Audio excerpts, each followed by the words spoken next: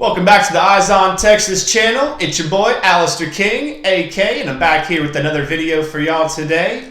We finally got us one, finally landed us a recruit. We got Landon King, tight end. It's been over 220 days since we landed us a recruit. I'm finally so excited. I gotta let you know where we stand, where we're gonna be, and what this means for the program.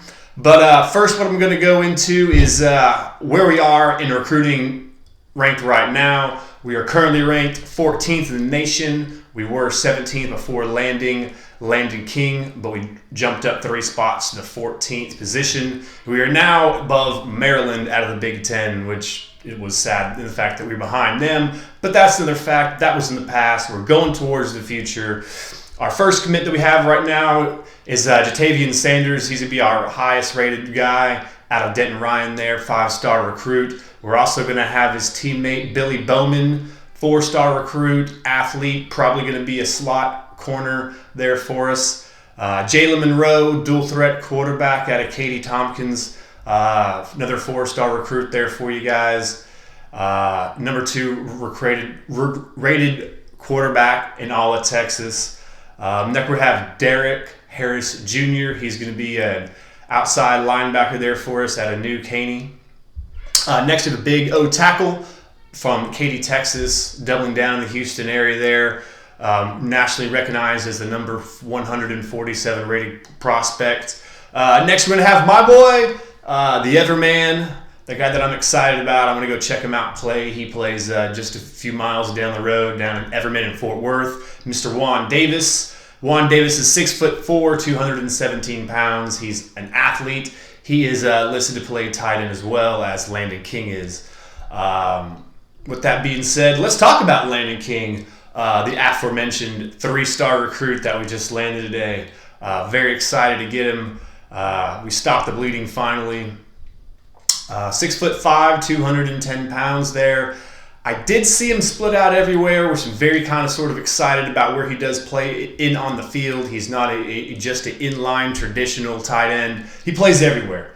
Every single offensive position that can be played on the field besides the offensive line and quarterback, I've seen him play. He'll line up in the slot. He'll split it out wide. He'll be in the backfield. He moves around a lot.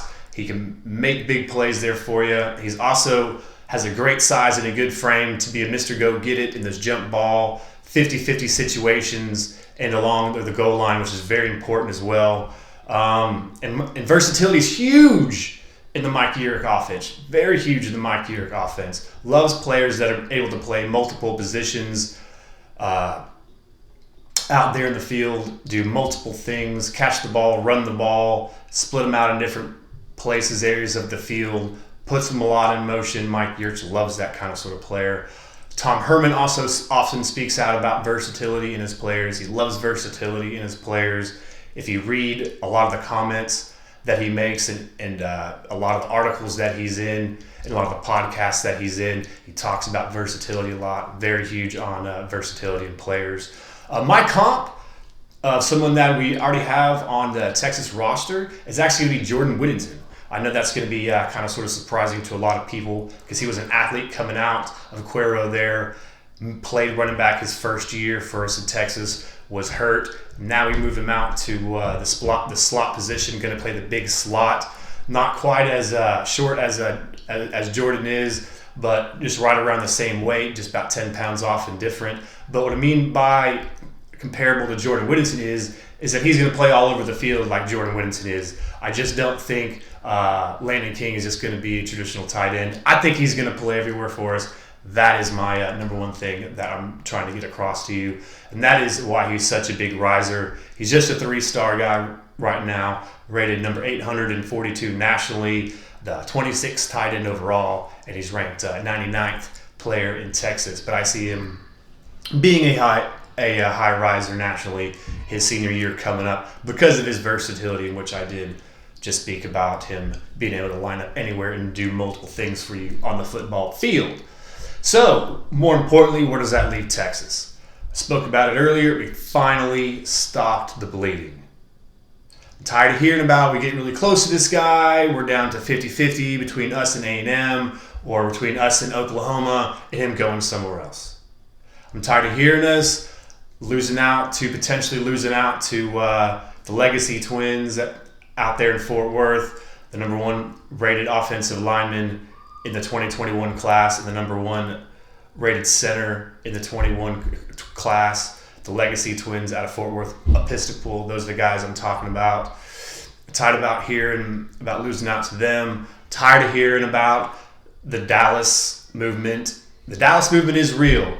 Don't forget about that. They're doing a great job. SMU is with the Dallas movement, talking about having the Dallas talent stay in Dallas. They've already gotten Stone from to commit to SMU out there, the number 1 overall recruited dual threat quarterback in the state of Texas. I think he's like number 62 rated all overall nationally. But that's the biggest thing, is that it gets us to stop the bleeding. Like I said earlier in the video, Tavian Sanders was our last recruit, and that was way back in September. Over 230 days since our last recruit. That the biggest thing is that this does stop the bleeding, in my opinion. Also, what we need to do is we have to continue to recruit hard. We need to recruit hard on the current players that we do have, such as Savion Byrd, that we thought was slipping. We do need to keep on those Legacy Twins that we do think is slipping as well. See if we can turn those guys back onto our favor. Toss out some new offers. Like I said, if you watch my channel, guys, I'm a big fan of North Carolina. I think they play good hard ball out in North Carolina. Our old coach, Matt Brown, has been doing a good job out there recruiting some of those boys in state this year. But traditionally, from what I've found, is that the incumbent North Carolina does not do a good job of keeping those recruits in state, and they do go out, so we need to go out and search for those recruits. We also need to pound that pavement in California. I believe there's lots of good opportunities out there in the West Coast. That's something that I think that we do need to do. We need to continue to pound the DFW areas. There's big opportunities in the DFW area. There's great talent out in the DFW area, such as Allen, Texas. Allen is a great traditional program, produced Kyler Murray, the number 1 overall draft pick in not this past year's draft, but the year before, the 2018 draft. We're also going to have South Grand Prairie in that area as well, in the DFW area metroplex. We're going to have Highland Park in the metroplex coming out with big time commitments, big time recruits, always in the metroplex. One thing we also do need to consider is they are committing. We need to stay with these players. I was very unsure. I'm sure Texas was very unsure if during this time that they were going to recruit, that recruits were going to be committed and taking on commitments during this period. I was unsure if they were. I'm sure Texas was unsure if commitments were going to be doing this as well. I think this does leave us with some other good momentum. I do believe that we are going to get another commitment this week, which I spoke about to earlier. I believe it's going to be on the defensive side of the ball. I don't want to spill the beans. I don't want to let the cat out of the bag. I don't want to have to do that for us. I don't want to put any bad mojo on it, jinx it for us. But I'm really glad that we got this recruit, Landon King, tight end. I just really don't want to say where he's from. I'm going to butcher the school that he goes to.